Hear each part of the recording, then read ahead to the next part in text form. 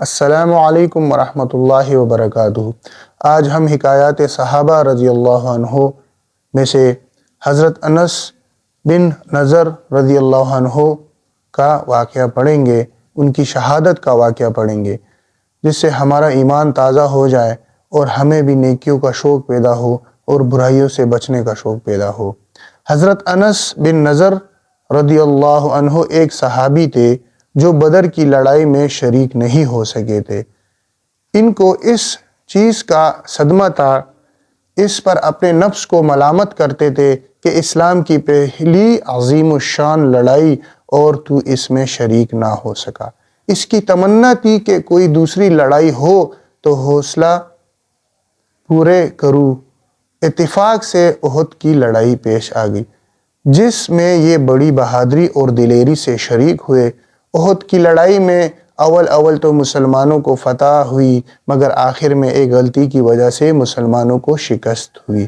وہ غلطی یہ تھی کہ حضور اکرم صلی اللہ علیہ وسلم نے کچھ آدمیوں کو ایک خاص جگہ مقرر فرمایا تھا کہ تم لوگ اتنے میں نہ کہوں اس جگہ سے نہ ہٹنا، کہ وہاں سے دشمن کے حملہ کرنے کا اندیشہ تھا۔ جب مسلمانوں کو شروع میں فتح ہوئی تو کافروں کو بھاگتا ہوا دیکھ کر یہ لوگ بھی اپنی جگہ سے یہ سمجھ کر ہٹ گئے کہ اب جنگ ختم ہو چکی ہے، اس لیے بھاگتے ہوئے کافروں کا پیچھا کیا جائے اور غنیمت کا مال حاصل کیا جائے۔ اس جماعت کے سردار نے منع بھی کیا کہ حضور صلی اللہ علیہ وسلم کی ممانعت تھی، تم یہاں سے نہ ہٹو، مگر ان لوگوں نے یہ سمجھ کر کہ حضور صلی اللہ علیہ وسلم کا ارشاد صرف لڑائی کے وقت کے واسطے تھا، وہاں سے ہٹ کر میدان میں پہنچ گئے۔ بھاگتے ہوئے کافروں نے اس جگہ کو خالی دیکھ کر اس طرف سے آ کر حملہ کر دیا۔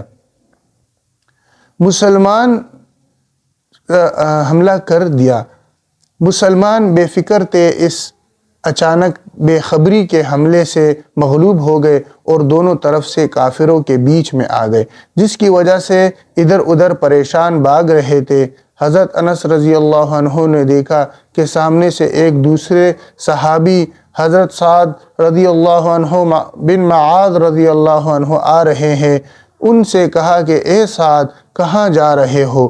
خدا کی قسم، جنت کی خوشبو احد کے پہاڑ سے آ رہی ہے۔ یہ کہہ کر تلوار تو ہاتھ میں تھی ہی کافروں کے ہجوم میں گھس گئے اور اتنے شہید نہیں ہو گئے، واپس نہیں ہوئے۔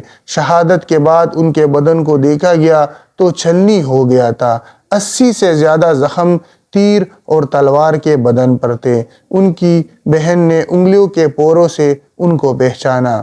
میرے بھائیوں، جو لوگ اخلاص اور سچی طلب کے ساتھ اللہ کے کام میں لگ جاتے ہیں، ان کو دنیا ہی میں جنت کا مزہ آنے لگتا ہے۔ یہ حضرت انس رضی اللہ عنہ زندگی ہی میں جنت کے خوشبو سونگھ رہے تھے۔ اگر اخلاص آدمی میں ہو جاوے تو دنیا میں بھی جنت کا مزہ آنے لگتا ہے۔ میں نے ایک معتبر شخص سے، جو حضرت اقدس مولانا شاہ عبد الرحیم صاحب رائے پوری رحمہ اللہ علیہ کے مخلص خادم ہیں، حضرت کا مقولہ سنا ہے کہ جنت کا مزہ آ رہا ہے۔ فضائل رمضان میں اس قصے کو لکھ چکا ہوں۔ میرے بھائیوں، اللہ تعالی ہمیں بھی صحابہ کرام رضوان اللہ علیہم اجمعین کی کامل اتباع نصیب فرمائے، ہمارے اندر بھی دین کا جوش اور محبت پیدا ہو، نیکی کرنے کا شوق پیدا ہو اور برائی سے بچنے کا شوق پیدا ہو۔ السلام علیکم ورحمۃ اللہ وبرکاتہ۔